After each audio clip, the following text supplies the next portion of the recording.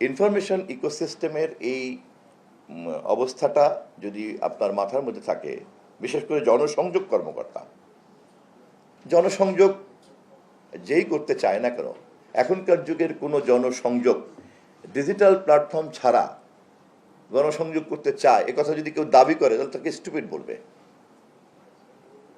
Anyone সে claim করছে যে he is serious to build up public relation, আর তাকে বলা হচ্ছে যে তোমার সোশ্যাল মিডিয়া আছে কয়টা, বলে আমি সোশ্যাল মিডিয়া ব্যবহার করি না।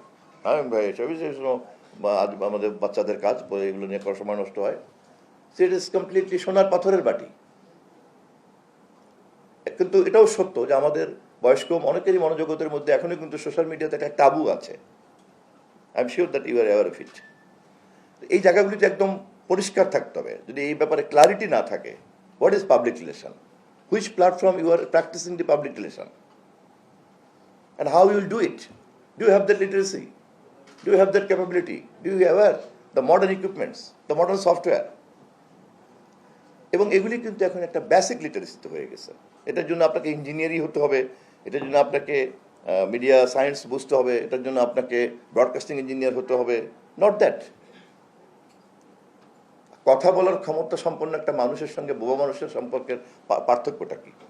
সে কথা বলতে পারে বলেই তার একটা সমাজ তৈরি হয়, আর যে কথা বলতে পারে না, প্রকৃতি যদি কাউকে এরকম কোনো সমস্যার মধ্যে জন্ম দেয় তাহলে কিন্তু সে কমিউনিকেট করতে পারে না, শুধুমাত্র তার ভাষা কমিউনিকেট করতে পারে এমনদের কয়েকজনের মধ্যেই কিন্তু তার সমাজটা আটকে যায়, ইশারার ভাষাতে কথা বলে, তাই না? এখন আমরা যে যুগে প্রবেশ করেছি তাতে ডিজিটাল লিটারেসির যে বেসিক নলেজটা আমাদের যাদের নাই, আমরা কিন্তু ওই রকম নলেজবিহীন একটা বোবা মানুষের সমাজের মধ্যে আমাদেরকে ঢুকে যেতে হবে। Are getting me? আমি বুঝাতে পারছি তো আপনাদেরকে? আমি জানি না আমি কমিউনিকেট করতে পারছি কিনা।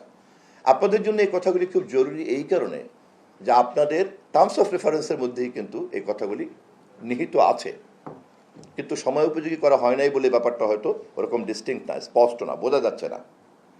কিন্তু আপনাদের মধ্যে নিশ্চয়ই আপনারা যারা মেধাবী তারা ইতিমধ্যেই এটা টের পেয়েছেন, কিন্তু এই টের পাওয়াটাকে একটা সম্মিলিত উপলব্ধিতে আনতে হবে, এটা কালেকটিভ রিয়েলাইজেশন আনতে হবে। এতটা বড় ম্যান পাওয়ার, টোটাল ইনফরমেশন ক্যাডারের সংখ্যা কত এখন? টোটাল ইনফরমেশন ক্যাডারের সংখ্যা কত? আপনি তো সিনিয়র মোস্ট। 300+ বললাম, ঠিক আছে। আপনি চিন্তা করেন 300+ ইনফরমেশন ক্যাডার বাংলাদেশ গভর্নমেন্টের আছে, এবং এই 300 এদেরকে ঘিরে যদি এক একটা গুচ্ছ তৈরি হয়, এরকম ক্যাপেবল একটা ইনফরমেশন ক্যাডার, সে আমি যদি কল্পনা করি যে he or she will be at per with any modern country, তাদের সঙ্গে টাকায় না পারতে পারি, কিন্তু এই ইনফরমেশন জানা অথবা এই ডিজিটাল ক্যাপাসিটি অর্জন করার জন্য তো খুব বেশি টাকা লাগে না। এর জন্য কিন্তু আসলে কিন্তু আপনার ড্রাইভ লাগে একটা। যে কোনো একটা থার্ড ওয়ার্ল্ডের কান্ট্রির কিন্তু যে কোনো একটা লোক কিন্তু অনেক করতে পারে, আপনারা নিশ্চয়ই খোঁজখবর তো রাখেনি। তো এনিওয়ে, আমরা যদি এই ইনফরমেশন ক্যাডারকে ঘিরে, আপনাদের মতো জনসংযোগ কর্মকর্তাকে ঘিরে, ডিস্ট্রিক্ট ইনফরমেশন অফিসার যারা আছেন তাদেরকে ঘিরে আমরা যদি দক্ষ গণসংযোগের, আধুনিক গণসংযোগের দক্ষতা সম্পন্ন জনবল তৈরি করে ফেলতে পারি, আপনাদেরকে কেন্দ্রবিন্দুতে রেখে যদি আমরা সব জায়গাতে আউটসোর্সিং করে যদি টিম বিল্ড আপ করে ফেলতে পারি, আপনি চিন্তা করতে পারেন কত বড় একটা বিশাল ডিজিটাল ফোর্স তৈরি হবে।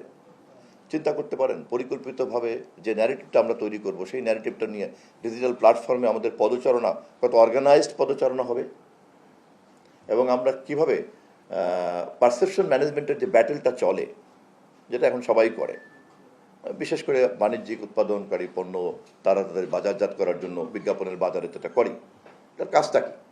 ও 1 সেকেন্ড 2 সেকেন্ড অথবা 10 সেকেন্ডের একটা বিজ্ঞাপন তৈরি করে এমনভাবে যা তার ক্রেতার মনোজগৎকে সে দখল করে নেয় যে হ্যাঁ এই কোকটাই খেতে হবে, অথবা তার টার্গেট করে বাচ্চাদেরকে, চকলেটটার বিজ্ঞাপনটা এমনভাবে তৈরি করো যাতে ওই বাচ্চা ওর গার্ডিয়ানকে ডিস্টার্ব করে যে ওই চকলেটটাই আমার খেতে হবে।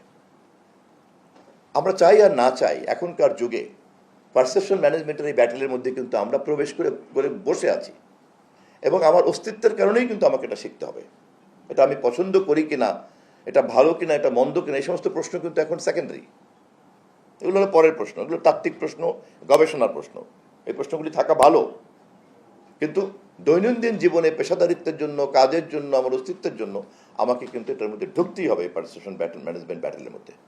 ঢুকতে গেলে যদি আমি ধরেন আমি যে কথা বললাম, এই পুরো জনবলটাকে আমি যদি সেই ধরনের সময় উপযোগী একটা দক্ষ জনবলে আমি যদি রূপান্তরিত করে ফেলতে পারি, ক্যাপাসিটি বিল্ডিংয়ের জন্য সেই নিউ কোর্স যদি তৈরি করতে পারি, কারিকুলাম তৈরি করতে পারি, দেন হিউজ একটা ব্যাপার কিন্তু হবে, এবং আপনারাই হবেন এটার ড্রাইভিং ফোর্স, আপনারাই হবেন চালিকা শক্তি।